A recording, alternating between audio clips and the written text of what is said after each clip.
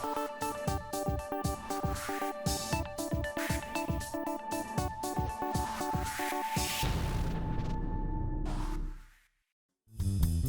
views and opinions expressed in this program are those of the participants and do not necessarily reflect the views of BronxNet or the program underwriters. And hello, welcome to Open, the show that opens the Bronx and the rest of the world right to you. I'm Daren Jaime, and today we're going to update you on what's happening in and around our borough. Coming up, we'll talk to the Vice Chair of the Democratic National Committee, Michael Blake, discussing the upcoming Democratic presidential debates. Afterwards, we'll learn about City Meals on Wheels, a not-for-profit organization raising private funds to ensure no homebound elderly New Yorker goes without food or human company. And City Harvest is fighting against food insecurity with their goal to end hunger in New York. We'll discuss that a little bit later on in the show. Then after that, we sit down with Dr. Christine Thorpe to discuss her book speaking on the topics of health and wealth in diverse families. And then the holiday season is usually with joy, but many people suffer from the holiday blues. We'll discuss more with an expert from the Visiting Nurse Service of New York, sharing an insight about signs and symptoms. So stay tuned, because all this and much more is heading your way, because right now we're officially open.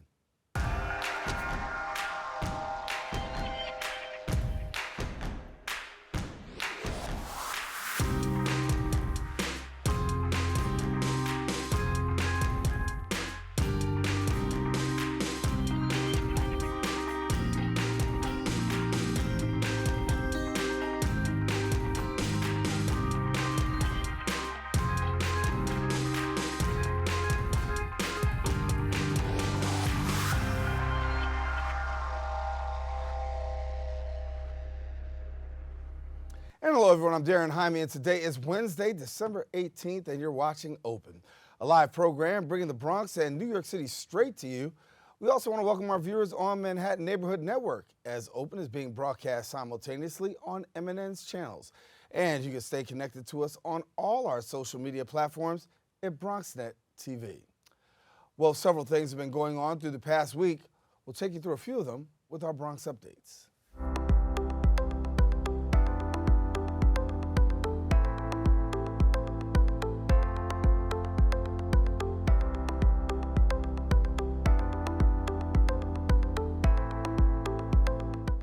Massive lines formed outside of DMVs across the states after the green light went into effect on Monday, December 16th. The law gives undocumented immigrants the ability to obtain driver's licenses. New York State Governor Andrew Cuomo signed the bill in June, dividing lawmakers and sparking lawsuits from county clerks. Those suits have since been dismissed, and DMVs will begin adjusting their operations to reflect the new law. Now, applicants must still get a permit and pass a road test to qualify for a standard driver's license. A recent poll released by Siena College showed more than 50% of New Yorkers surveyed were against allowing undocumented immigrants to get driver's licenses. New York is now the 13th state to authorize driver's licenses for immigrants who entered the United States illegally. In other news, a 16-year-old girl who appeared to be kidnapped admitted to police she set the whole thing up. The ordeal began on Monday, December 16th, around 11:20 p.m. A beige sedan allegedly pulled up to Carol Sanchez and her mother as they walked along a block in Melrose. Police stated 4 men who appeared to be in their 20s were inside the car. 2 got out, snatching Sanchez and shoving her panicked mother to the ground. The situation prompted a massive police response with the issue of a statewide Amber Alert. Investigators later learned the mother wanted to move the family back to her native country of Honduras, and the teen didn't want to go, according to sources. The suspects were friends of the teen, and when they realized their stunt made headlines, Sanchez returned right back to where she was snatched. It was not immediately clear if she or the 4 men caught on the surveillance video forcing her into the car in front of her horrified mom will be charged. Well, in other news, the House of Representatives is set to impeach President Donald Trump, who's accused of violating the nation's trust and its oath to preserve, protect, and defend bedrock constitutional values. President Trump will be the 3rd president in 240 years to be impeached. During President Trump's presidency, the extreme has become routine and hyperpartisanship has blurred the senses. President Trump has raged that he takes zero responsibility for impeachment and he's feeling persecuted. He tweeted that on December 18th, quote, "Can you believe that I'll be impeached today by the radical left? Do nothing Democrats, and I did nothing wrong. A terrible thing. Read the transcripts. This should never happen to another president again. Say a prayer," end of quote. The vote on the president's impeachment may not happen until later on this evening. Well, the community action for a safe apartments leader, Carmen Vega Rivera, has passed away. Carmen was an organizer, an activist, and an educator and stood strongly for housing justice.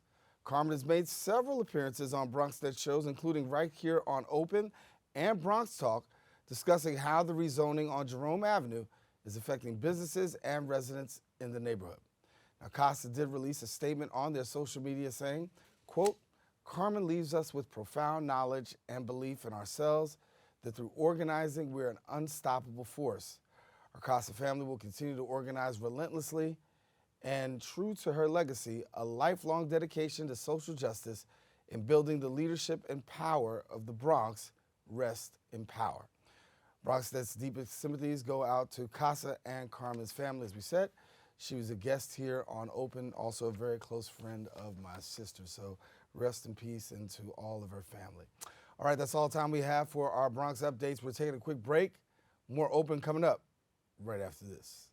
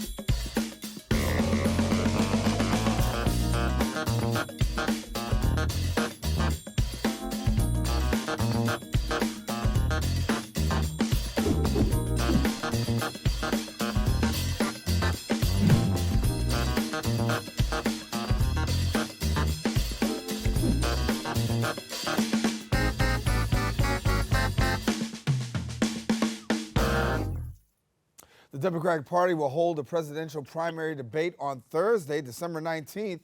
It's the 6th of 12 Democratic primary debates scheduled for the 2020 presidential election. Joining us now via phone to tell us more details about the presidential election and is the vice chair of the Democratic National Committee, Michael Blake. And Mike, good to have you. Always good to be with you, Daren. How you doing, brother? I'm doing good, doing good. First of all, before we talk about the debates, let's get right into the impeachment proceedings. It looks like President Donald Trump will be impeached. Your thoughts on the impeachment situation? I mean, the reality is that the president put himself and his campaign over the country, plain and simple, and that he nor the Republicans can objectively deny the facts. They aggressively were trying to start an investigation and withhold aid, have an investigation started and withhold aid for the benefit of his own campaign, and that's unacceptable. And the simple matter of this, when people are wondering, well, why should I care as a Bronxite, as a New Yorker? If the President of the United States is willing to deny aid in exchange for helping himself, what else then will he do as it relates to the impact of our lives, whether it be housing or health care or jobs or education? And that cannot continue. And so the obstruction of Congress has clearly been obvious. The blatant rejecting of having his staff and others who could have clarified everything quickly come forward. And there is a clear abuse of power. And so for the third time in our history, a president will be impeached. And this is just the next step of the process. For people to be understanding, this will now go to the Senate. The Senate will serve as the jurors. That will be beginning in early January 2020 as we move forward from here. Yeah, and of course we'll take a look and we'll talk a little bit more about the Senate in the time to come. I want to go to tomorrow. How do you think this is going to affect tomorrow's debate? A lot still remains on the table. And honestly, if Democrats are really going to have a shot at beating President Trump in 2020, it's got to be more than an anti-Trump message, correct? Well, we have to be very clear of not just saying Trump is bad, but you have to say why Democrats are good over and over again. Why are Democrats fighting for health care, fighting for labor rights, fighting for schools, fighting for education, fighting for immigration? Not just Trump is bad. And so the debate on Thursday will be another opportunity to demonstrate that. And the 7 candidates on stage will have that opportunity to share their vision for the country of not just why you're the best Democrat and not just why you should defeat Donald Trump and be elected. How are you going to unite the country and move us forward and conveying that strategy? Now, Daren, it's important for us to communicate to everyone that in order to get on the debate stage, you had to have 800,000 donors across 20 different states because we wanted to have people demonstrate they have grassroots support, as well as 4% in 4 different polls or 6% in 2 polls. And the reasoning behind those numbers, in previous history, there has not been a nominee of our party who has not been at that percentage point at this point in the election process. Now, you'll have other candidates say there are more people in the race. This is a different race. This is a different field. We understand that. We hear that. It's the reason why at the DNC we have 4 upcoming debates in January and February in the early states. Those thresholds have not been determined as of yet. But no one was blocked out from the debate at all. No one was denied the opportunity. Case in point, you heard a lot of conversation around diversity, as there should be those conversations. Senator Harris actually qualified for this debate before she made her decision to not continue with her campaign. It had nothing to do with the debate threshold. And so, yes, we need to have diversity on the stage. We need to have inclusion represented. We need to have our voices there. But the bigger point right now is we have to make sure that we are united to defeat Donald Trump. If you are a Bronxite, as we all are, and we appreciate the magnitude of the moment of what we are facing, from public housing to public education to public schools, et cetera, then we need someone who's going to be our voice. And we are confident, because of polling and because of the energy, that Democrats are going to emerge victorious in 2020 up and down the ballot. What can you take from the previous debates that I had? I mean, obviously, a lot of fire has gone forth, but there's still some things that need to be laid out on the table. When you look at the upcoming debates, what do you think you have to basically hit home and convey to people in this season? Well, I think we have to convey the practical impact, right? Trump's message is going to be the economy is strong and the unemployment is low. But what I would ask you, all Bronxite, do you feel secure?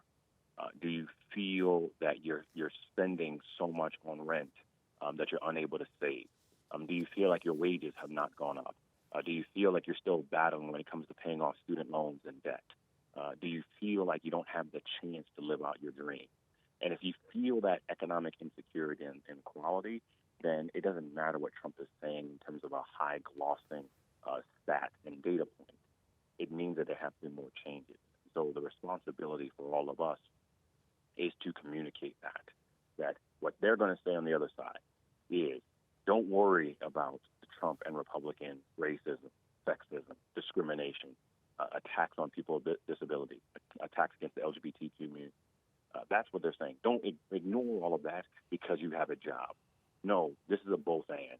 There has to be respect and dignity. And we have values of uniting all of us. As Democrats, we are fighting for everyone while the Republicans are fighting for the top 1%. And so whether it be on April 28th of next year when we have our presidential primary, it's important that anyone who's a Bronxite who has interest in being a presidential delegate. That actual process begins at the end of December, so please contact the local Democratic Party as well as other electeds so you can find out information about that. Whether it be the June 23rd election, where myself, who's running for Congress, and others that are running for Congress, state Senate and state assemblies on the ballot, and then especially in November for the general election, we all have to show up and be engaged, everybody, because there's too much at stake for us to sit on the sideline with this election. If we can be helpful, Blake for Congress.nyc, we can share that information with you so that you can be involved and get engaged. But we have to make sure we tell the story. We believe in the Bronx. We believe in Bronxites, and we're not going to be silent in the face of Trump and the Republican obstruction. All righty. Assemblyman Michael Blake, thank you so much for coming and sharing with us. Of course, as we said, Democratic debate will be taking place tomorrow, and you can be able to watch that live on network television. Now, for more information, you can visit DNC's website at democrats.org. Taking a quick break. We'll be back with more Open right after this.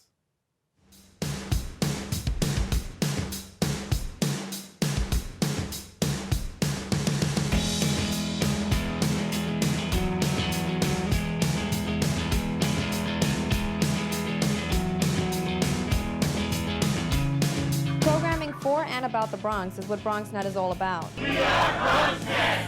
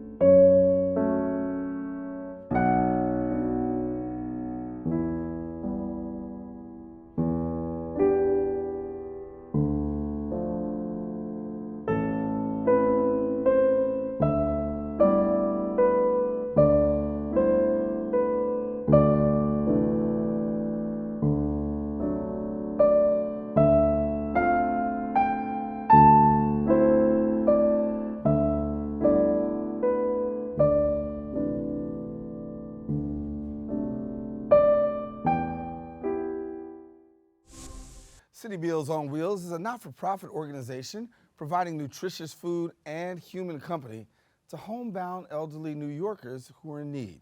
They help them to live, in dignity with their own familiar homes and communities. And here now to share a little bit more is the Executive Director of City Meals on Wheels, Beth Shapiro. And good to have you. Good to be here. Thank you. Oh, good to have you, especially during this time of year. I know it's a busy time of year for you. Very busy. We'll be doing 21,000 meals across the 5 boroughs of the city on Christmas Day. I became familiar with Meals on Wheels as a youngster. You know, living in public housing, you saw Meals on Wheels come through there quite frequently. Yep. But for people who don't know, share a little bit about City Meals on Wheels. Sure. So City Meals partners with the city to make sure older New Yorkers, homebound, too frail to shop or cook for themselves, get a meal every day of the year. So we're delivering weekends, holidays, emergencies, over 2 million meals a year to 18,000 older New Yorkers. Wow. And the work continues daily. And I mean, you talk about, I said 280,000 meals, and you got 2,677 recipients right here in the borough. Right here in the Bronx, over 280,000 meals delivered to almost 2,700 older New Yorkers who built this city. You know, we go out on deliveries and meet people all the time. And actually in Parkchester recently, I was on a meal delivery with a woman. She worked her whole life in the garment district and went blind and can no longer shop or cook for herself. I mean, you can't navigate a grocery store easily blind or even turn on a stove. So the meal coming to the door helps her stay in her home, in her neighborhood, where she wants to be, and she's absolutely in love with her deliverer, Julio. There's a special relationship often between the meal recipient and their deliverer. And you have a huge stack of volunteers who help to make this happen. Talk about the volunteers. Volunteers are critical to what we do. Last year we had over 25,000 volunteers, 90,000 hours of time, and on Christmas Day alone we will have over 500 volunteers helping get meals out where they need to go. Wow, amazing. And so for a volunteer, what's required? You know, it could be a one-day delivery where you sign up, fill out a form online on our website. It's very easy. Quick orientation, off to deliver meals. And we have programs that are much more involved in that. We have a friendly visiting program really developed to combat isolation. These people are older, they've outlived friends, family, often their own children. So with friendly visiting, we pair a volunteer with a meal recipient, and the volunteer visits weekly. And there are some, you know, when you think about it, there's some challenges out there, right? I mean, when you talk about the elderly, the challenges continue to, but you guys not only do meals, you also try to meet those other challenges as well. So talk about partnering up and having that homebound visit, because it makes all the difference in the world. It makes a huge difference. You know, we're talking about nourishing body and soul, right? So if someone is isolated, alone in their home, they're not connected to the outside world, they get lonely, depressed, leads to poor nutrition. So our volunteer programs, our deliverers who are checking in, you know, even changing a light bulb for someone who can't climb up and change a light bulb, which brings, you know, light to their apartment, is a huge thing as we head into winter with cold weather, making sure people are using their heat. If they have a space heater, that it's, you know, not close to anything, but it's really connectivity. And you know, we're seeing higher and higher incidents of poverty in the older population and the need for food. And elder hunger is real. I mean, when you think about the amount of elderly that actually go without basic meals simply because lack of resources or just simply not being able to get out of the house. It's a combination, right? 1 in 10 older New Yorkers is hungry. That's a lot. 1 in 10. 1 in 10. And that, you know, we're seeing growth in poverty in the older old as well. So we're feeding people 80, 90, a few hundred people who are 100 or older. They didn't expect to live this long and didn't plan for it and didn't anticipate the ailments that they have to be, whether it's heart disease or arthritis, to be so debilitating that they, you know, can't care for themselves. And if a simple meal and a quick visit come to the door every day, keeps them where they want to be. Right. And you also have an emergency meal distribution as well. So if there is an emergency, people can be served. Absolutely. Right here in Hunts Point, we opened a year ago a warehouse where we do shelf-stable meals, so stuff that can sit on the cupboard. Of the 2 million meals we deliver every year, about a third of those come from the warehouse. We send them out in advance of winter weather, but also for localized emergencies. When there's a snowstorm and a deliverer can't get out, we have boxes there. When there's power outages, we go and make sure that older New Yorkers, whether they're our regular meal recipients or not, have food on the shelves to keep them safe. How would you describe the change in years? I mean, you know, this year is far worse than last year in many people's estimation. When it talks about homelessness, we talk about poverty. Here in New York City, you have so many people, but then yet and still you have so many more who still remain in need. So there's so many in need, and for our population, it's actually, older New Yorkers are the fastest growing demographic in the city, also across the country. So by 2040, people 60 and older will outnumber children for the first time in history. So it's almost a tsunami of people coming into this age group that need more than they ever have before. There are higher incidents of poverty, and people need to eat and not be worrying between medicine and food, rent and food. They need to have a place to live and a meal. What becomes the busiest season for you? I mean, we're crazy now. Right. Right? It's our busiest fundraising season. Volunteer inquiries tend to peak during the holidays, and which is great, and we need it. But we also need to know that every day of the year we need volunteers. We were actually just chatting before we came on that there is no more seasonality, right? There's an uptick around now, the holidays, but then it goes down slightly, and the need is always there. Right. So we just need to stay busy. Yeah, with the rising population, I mean, you have the need, and as you said, elders continue to take, the demographics continue to go there. So let's go back again, volunteers, if they want to get more information, what are they doing? Very easy, citymeals.org. There's a link for volunteering, there's a link to donating, there's also a link to get meals. So if there's someone in need of meals, it's a very simple process as well. And how are you going about getting your meals? That's a good question that people say. How do they get their meals? We have 30 meal centers all around the city preparing food every day of the year, making sure food goes out every day. Wow. Yeah. Well, we want to thank you for the great work that you're doing. Thank you for having me. And once again, for the holidays, of course, a lot of big plans. Get connected. We want to tell people you volunteer. You can come on and volunteer. Now, for more information about City Meals, or you want to learn how to volunteer, all you do, as we said, visit the website at citymeals.org, or you can follow them on their Facebook page at City Meals on Wheels. And we're going to take a quick break. We're going to be back with more Open. Stay with us. We're coming right back right after this. We built a media network for you. BronxNet TV. Come learn in your new state-of-the-art studios at Lehman College. At Mercy College. And coming soon to the South Bronx in the Hub. Inspire with your stories, culture, history. Your Bronx on BronxNet. Engage with us. Connect with us Okay, at your that's great. channels We'll do it. and All at right. BronxNet.tv. Learn, engage, inspire. All BronxNet right. You TV. got it. From the Bronx To the world. You're welcome. BronxNet. Hey, how you doing? How's it going? Good to see you. How's my name?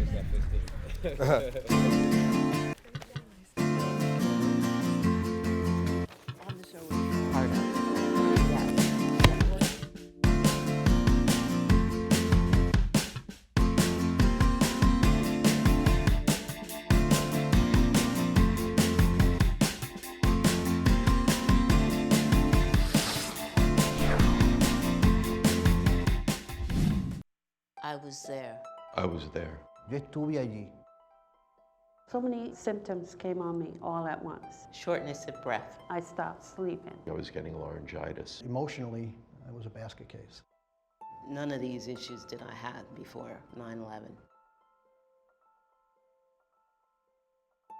The World Trade Center Health Program gave me hope. You don't have medical insurance? That should not be a problem because the fundings are already there. The doctor told me when I spoke with her, she says I could fill a room with people that sound just like you. They were very thorough, very caring and empathetic. When I left there, I had a plan in hand. If you're sick because of 9/11 and its aftermath, the World Trade Center Health Program can help you. There's no other place like this. It saved my life.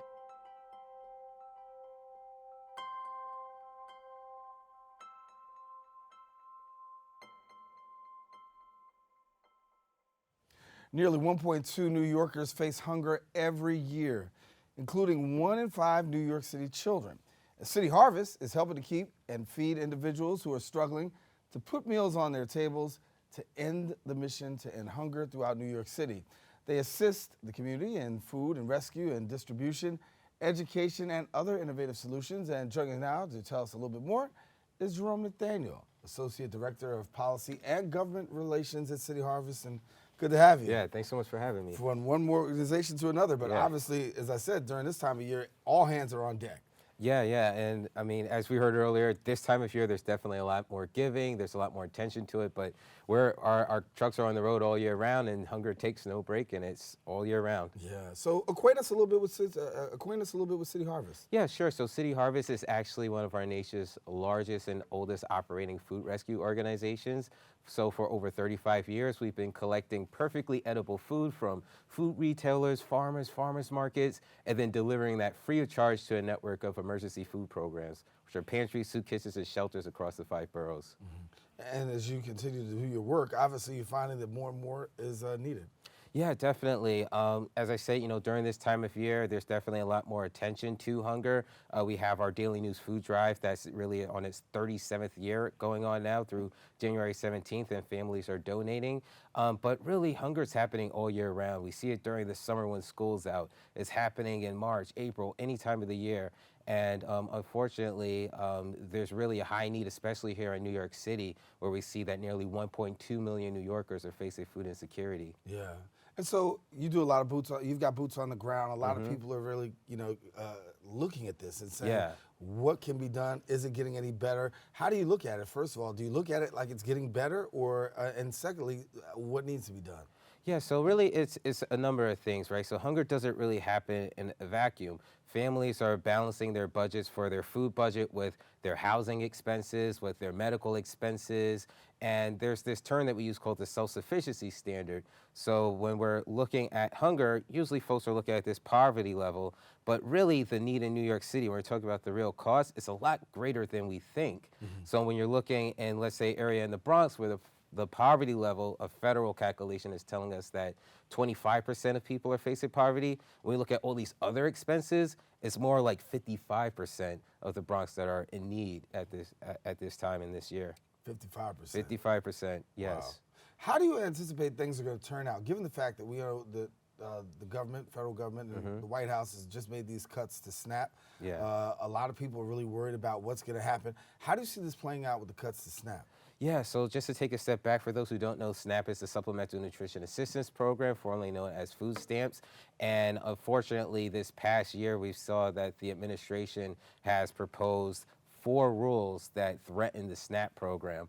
And the SNAP program is especially important for anti-hunger advocates because for every meal that the Feeding America Food Bank Network is able to provide, SNAP allows families to access 8 meals. So it's that 1-to-8 ratio. So it's a very important program that a lot of families that are going to pantries and soup kitchens rely on. So we're, along with other anti-hunger organizations, are very concerned about the threats that are happening to SNAP and are doing a lot to advocate and really sort of get people to raise the profile of this issue and get our elected officials to stop these harmful threats to the SNAP program. Do you agree with the proposal about putting people to work in order to get their benefits? We really have to think about the language we use about what's being proposed here. So the rule you're talking about is really imposing time limits for how long a person between the age of 18 and 49 can receive SNAP benefits without documenting that they're able to pursue work, find employment, or do some sort of employment activity. So the short answer is no, we don't agree with the rule that's being proposed, and we activated our emergency food network and New Yorkers to submit comments against this harmful rule. And coincidentally, the rule was actually not included in the Farm Bill, which is this big bipartisan bill that passes every 4 years. It wasn't included in there, and then weeks later, the administration sort of went against everything that all the advocates worked against to put this rule in there. And what it does in New York in particular is it threatens to take away food from 70,000 New Yorkers that are facing barriers to employment. It's not that they don't want to work, it's there's barriers to employment. Right. And I think that's a common misconception, right? The thought is that people don't want to work. No, there's some real challenges out there. Yeah, I mean, in fact, 75% of people that are on the SNAP program were employed either the year before or within a year after having SNAP. So we know that when people can work, they're going to pursue that. Yeah, very, very, very important. So when we talk about food insecurity here in New York, how do you view it? What do you think? What do you think about it right now? Yeah, so I kind of alluded to it earlier. I think it's really important to realize, as I said, that people aren't balancing their food budget in a vacuum, right? So when you sort of take care of your housing expenses, or you're taking care of medical bills, those are really considered like fixed costs. And unfortunately, the first thing that gets cut in a lot of families' budget is their grocery expenses. So families are more likely to maybe skip a meal than they are to, not pay their rent. So you have to sort of look at the bigger picture when we're talking about hunger in New York City. Yeah, and talk about what you got coming up, because I know you got some great work coming up. The holidays are here as well. Yeah, so we're currently in the middle of our 37th annual Daily News Food Drive. So it's really a great time of year. We see kids doing can drives at their school, people dropping off food at fire departments, and our goal is to raise 1 million pounds of edible food and donate that to our network of 400 different emergency food programs. Wow. I'll ask you the same question I asked Beth in terms of how have you seen things change throughout the course of the year? I would say people are definitely in a lot more of a giving mood during this time of year. But over the course of the year, we have 10,000 volunteers that work with City Harvest annually. They're going to NYCHA developments to help us distribute food at St. Mary's, Mariners Harbor, all over the 5 boroughs. So, we're very fortunate to have a large network of volunteers, but of course, we're always sort of asking people to volunteer all year round and to, give all year round. $1 is able to feed a family for a day. So to always be active, always be looking for opportunities to advocate through our website, cityharvest.org. And if somebody's thinking about volunteering, what do you tell them and what do they need to know? Oh, yeah, so you could go to cityharvest.org and click on volunteer. There's a whole lot of different opportunities. If you look at the volunteer calendar and get the orientation, there's opportunities to distribute food at NYCHA developments, to help us sort of sort through different food donations, and even to do cooking classes even at some of our emergency food programs. Wow, awesome work. Well, Jerome Nathaniel, thanks so much for coming and sharing with us. Yes. And certainly Thank we'll you. continue to follow City Harvest and the great work that you guys are doing. Yeah, pleasure. Thank you. Oh, yes, thank you. Well, listen now, if you want more information about City Harvest, all you have to do is visit their website, cityharvest.org. We are taking a quick break. We're going to have more shows. Stay with us. We'll come right back right after this. There's got to be other gay people in this borough. That is the goal of this show, to give the community a voice. As writers, as producers that write queer content, we definitely have to open the door for the person behind you. The community always comes through.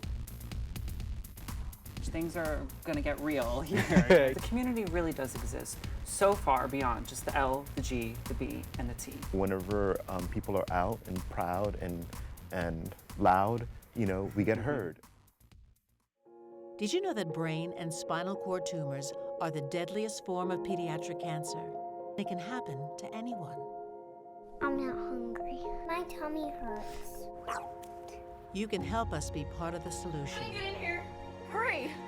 You can be part of our family. It's okay. Please support our mission today. Making Headway Foundation, dedicated to the care, comfort, and cure of children with brain and spinal cord tumors. We built a media network for you. BronxNet TV. Come learn in your new state-of-the-art studios at Lehman College. At Mercy College. And coming soon to the South Bronx in the Hub. Inspire with your stories, culture, history. Your Bronx on BronxNet. Engage with us. Connect with us at your channels and at bronxnet.tv. Learn, engage, inspire. BronxNet TV. From the Bronx to the world. BronxNet. It's time to get serious about your future. At Bronx Community College, you can earn an Associate of Applied Science degree and become a medical laboratory technician in as little as 2 years. Earn an average salary of over $50,000 a year in one of the most rewarding careers in medicine.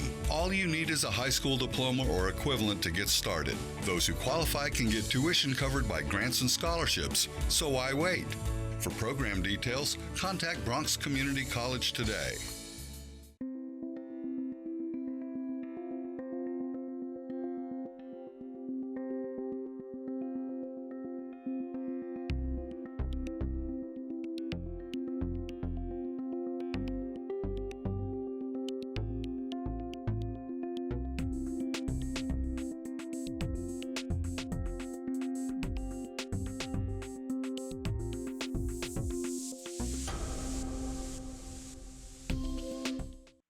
Our next guest is a certified wellness coach and certified health education specialist, the dean of the Nathan Weiss Graduate College at Kean University. She's also the author of Living Beyond the Facade, Inside the Health and Wealth Practices of Americans of African Descent, which identifies the 4 common characteristics shared by each of the people interviewed that reflect their active approach to health and wealth. Joining us now to share a little bit more is Dr. Christine Thorpe, author of Living Beyond the Facade, and welcome. Thank you. All righty. So it's an interesting topic, Living Beyond the Facade. Yes. And so talk about the facade. Well, the facade actually is living beyond what we see, our truth. And I interviewed 60 people to talk about how they live their best health and wealth lives. So with these 60 people across the United States in major metropolitan areas, these are Americans of African descent, and they talked about the areas in which they challenge living healthier and improving their wealth. And this came about as a result of the statistics that we know out there, that people of color, particularly African Americans and Latinos, are going to be broke by 2053. And the statistics of our health disparities out there, living with and dying from a host of chronic illnesses. And the desire to do this book was to capture the stories and the truths of people who are going against the grain, to be able to give us some blueprints and lessons from their lives that we can pay forward to others. So they shared the four areas that came up as a result of the interviews: their consciousness, their mindfulness, their execution, and their discipline as it relates to health and wealth. And there's a desire to pay it forward to the next generation. So when we talk about successful health, what does that look like? Successful health is the actual mindfulness and consciousness of how we take care of ourselves. So with regard to our health, are we careful about what we're eating? Are we careful about how we're moving our bodies? And the people I interviewed talked about how they valued health as something that they saw in their previous generations lost by way of lost limbs from complications related to diabetes or heart disease, losing family members early and seeing this as the norm in the family and deciding, I need to change course here. I need to do something different because I don't want to pay this forward to my children, or I don't want to end up living the same way. There's got to be something better. There's got to be something different. As you were writing, obviously you're taking this deep dive. What were some of the things that really stood out to you? Oh my goodness, there's so many things that stood out to me. What was really apparent was the fact that the people I interviewed, several of them said that they were first generation comfortable. And they talked about the fact that they're still taking care of their family members as well as taking care of children, but also recognizing that there were lessons that they may not have learned that they had to learn in their adult lives. And the fragmentation of families throughout our histories contributes to the difficulty in being able to develop newer practices, best practices that will enable us to live healthier, make different choices, and be able to balance that with the hectic lives that we're living today. You talk about generational legacy. Yes. And it's important to leave a legacy.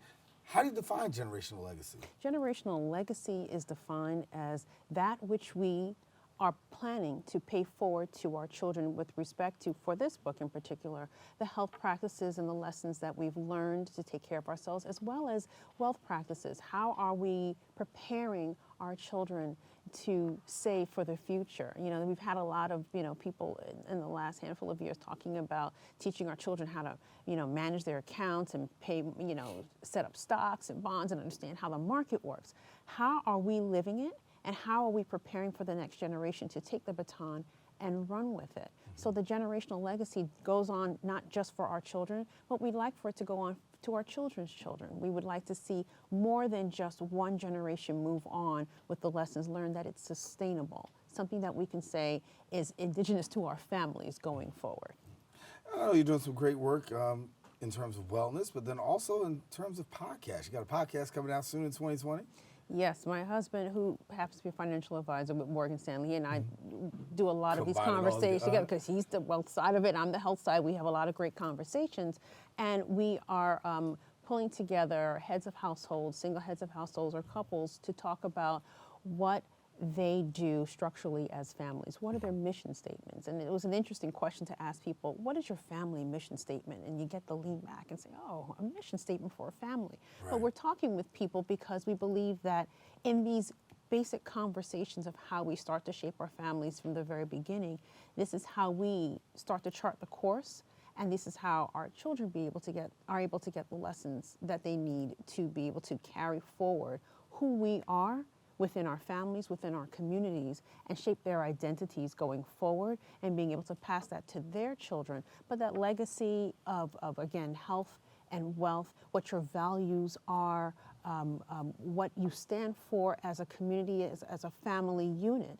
and it drives your goals. We're getting ready to jump into 2020. Everybody has some kind of dream for 2020, what they see on the horizon. We call them resolutions, yeah, right? Some people call them resolutions, some people call them all kinds of stuff. But what we want to do is, how do those impact your home unit? How does that impact what you plan on paying forward and keeping within your family and growing for the generations to come. You mentioned, and I had to take a look back, say mission statement, right, for a family, right? That's not normal, common practices, but if you really talk about creating a successful, healthy path, it's one of the things families ought to do. Well, you have companies that form mission statements. You think of organizations that have some kind of vision and goals as well. Why not with your family? Why not start with the most basic unit that you are part of? And using that, it anchors every decision that you make. If we plan on going on a vacation, how does that impact your family's mission and vision? If you plan on your children going to a particular school, how does that impact your family's mission and vision for the future? And being able to see each other as a unit and not as individuals going in many different directions, but understanding that we need to move together. We need that unit, that strength in order to grow and build. So as you look back this year, like, what would you say the primary focus for you has been when it comes to this whole area of wellness? The primary focus for me in the area of wellness has really been to make sure that mentally and physically we're centered.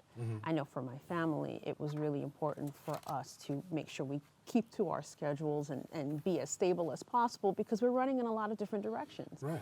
And with regard to health, introducing to my children and still practicing with them things like yoga and understanding the value of breathing. Because life gets stressful, we get really busy, and I get it, and I say, okay, let's get on the mat and let's stretch a bit and let's breathe and let's do a little downward facing dog and take a yoga pose. And I've had my son say, Mom, that was really helpful. I got a little stressed out today and it really helped me to center myself. And being able to demonstrate it with my children and have them take that on as a practice for their health means for me that I'm banking into their future legacy of health, and wellness overall. Oh, that's awesome. Dr. Christine Thorpe, thank you so much for coming and sharing with us. Thank you for having me. Definitely, and we want to get you more information about Dr. Thorpe, so thank you. And listen, if you want more information on Dr. Christine Thorpe, yes, check her out on Instagram at Living Beyond the Facade or Twitter at Dr. C.W. Thorpe. And of course, the book on Amazon. There you go. Purchase it on Amazon. Get it at Amazon. All right, and don't you go anywhere. Got more open. Stay with us. Come right back right after this. What's up, guys? It's your girl, The Essence here, right on the set of the The Essence Show. Please tune in each and every Wednesday at 9 p.m. Files 34, Optimum 68, and live streaming BronxNet.tv. Or you better get in line.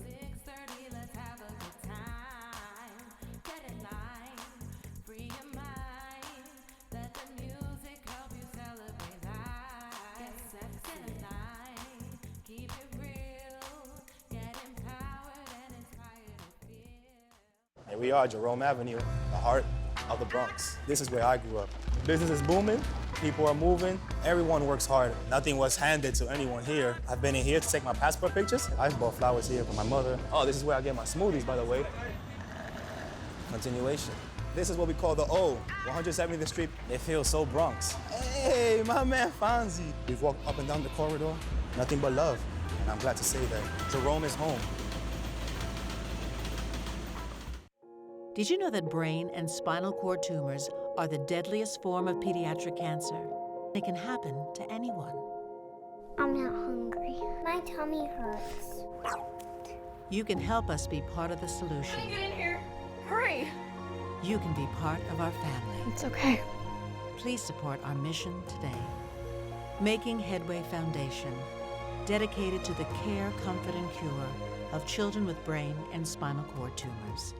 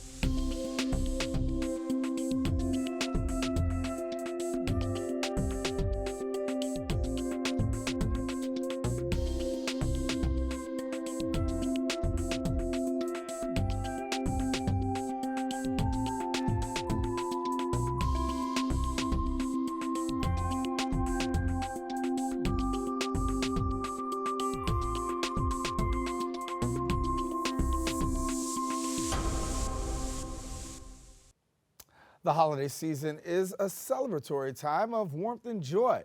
But for many seniors, especially those who are homebound, this cheerful time can exaggerate the feelings of loss, deteriorating health, as well as loneliness. And our next guest is an expert from the Visiting Nurse Service of New York, sharing her insights and telling us about some signs and symptoms that someone you know or love might be struggling with emotionally. And also how we can take some steps to help fight depression during the holiday season.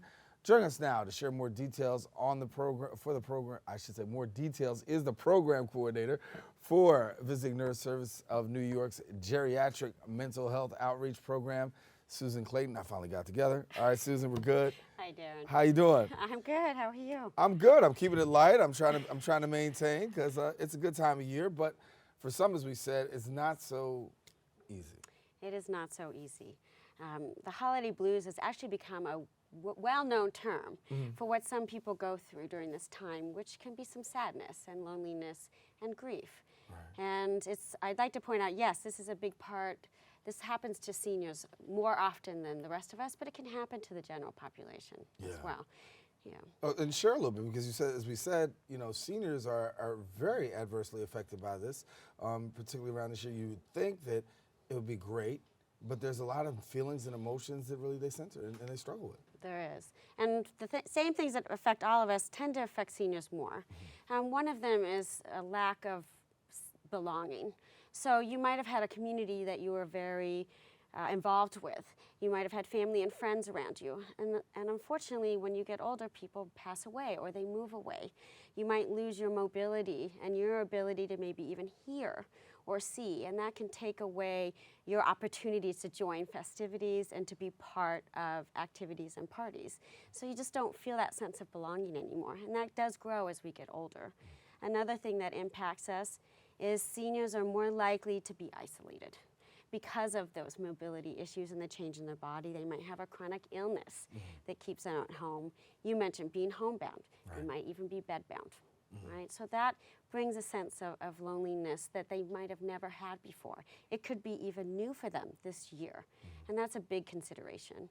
And the other thing that actually impacts us all, the weather, right? Oh, yeah. This is a difficult time of year. It is. So even for us able-bodied, we trip, we slip, we fall. And so think about someone who uses a cane or a walker. If they're even able to get out of the home.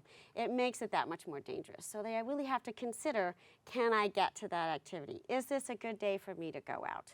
You might have wonderful plans to be with family, and if there's a big storm, no one should be going out. And that's a big impact. So you have an elderly person, you might have someone that's homebound. We've got plenty of relatives that we can look at and say, okay, wow. But recognizing the signs and symptoms are not always as easy as we think, but you can help us because you've mastered this here. So give us a little bit about signs, symptoms, things that we ought to be watching out for as we're spending time during this holiday season. Absolutely. And there are some key signs. As you said, there's many different types of signs. People react to things in all different ways. We're all our own individual, right? But there's 5 key signs that we really want to look out for. One is, has there been a change in eating habits? They might be forgetting to eat, or maybe they're eating too much. Is there a change in their sleeping habits? Sometimes they'll complain that I can't sleep through the night. I'm waking up all the time, or I'm sleeping during the day, or I'm sleeping all the time. They might not be caring for themselves. You might notice that they're not showering as often. Their hair doesn't look good. They're not taking care of their home because they can't. They're not feeling well, and maybe they are not participating in the same things. Maybe they used to like to go to the senior center 2 times a week or 3 times a week, and they're not going anymore.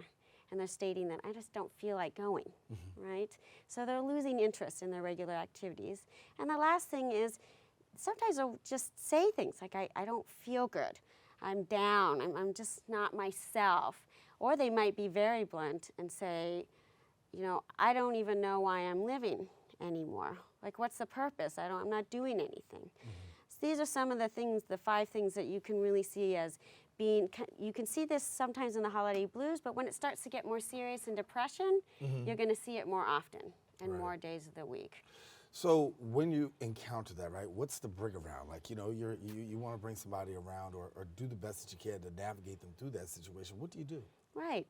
actually, it's pretty simple. We want to really just listen and ask them. Ask people. This is what we don't do. We get afraid to ask people how they're feeling. We get afraid to really hear what they're feeling. When they're saying they're down, oh, it's just today, you'll feel better tomorrow. No, we really want to listen and take what they're saying seriously. Try not to be afraid when they say something scary. When they say, I don't know why I'm still living, that's scary. It's understandable, but realize there's other things behind that. Also realize you don't need to know what the problem is. Right. We don't know if their medical issues are getting worse. We don't know if they might have a neurological issue that might be increasing. We don't know if it's depression, because those symptoms can be around a lot of different things, particularly for seniors. So when you start to feel, all you really have to sense is, this person is just not the same that they used to be. And then reach out for help. Don't wait. Call the doctor. Go to the doctor. Every doctor now can do a depression screening. Every doctor can check somebody out. That is very key to this. And you talk about that depression screening. Taking somebody to that depression screening can be life-changing, right? Yes.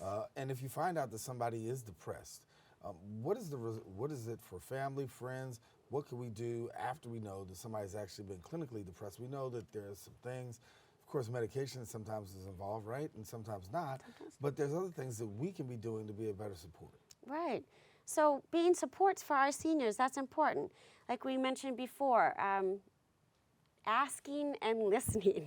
Right. You know, we're always so busy. This is not always something we do very well. And even when you're a professional, you have to slow yourself down. Right. And remember, am I listening? Am I really hearing what they have to say? Take them to that professional that can give them the help.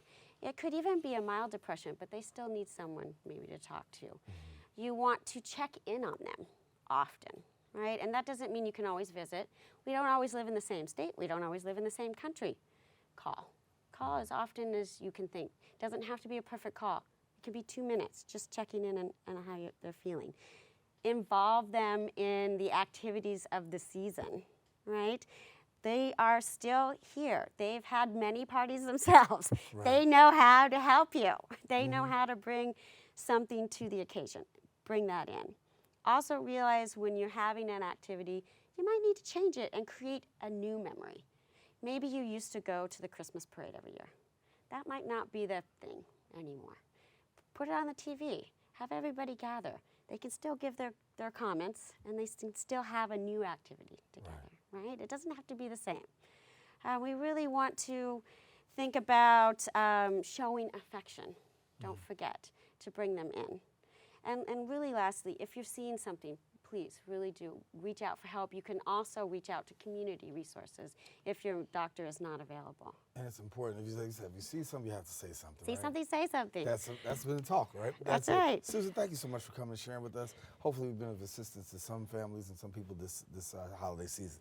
Thank you. Susan Clayton, our guest here. Now, if you want more information on visiting Nurse Service of New York, you can visit their website at vnsny.org or check them out at their Instagram at VNSNY. Unfortunately, we've come to the end of our show today. A lot of guests. I want to thank them all for joining us. Also want to thank you, the viewer, for tuning in. Now, if you missed any part of today's show, you can catch the recablecast at 5 and 10 p.m.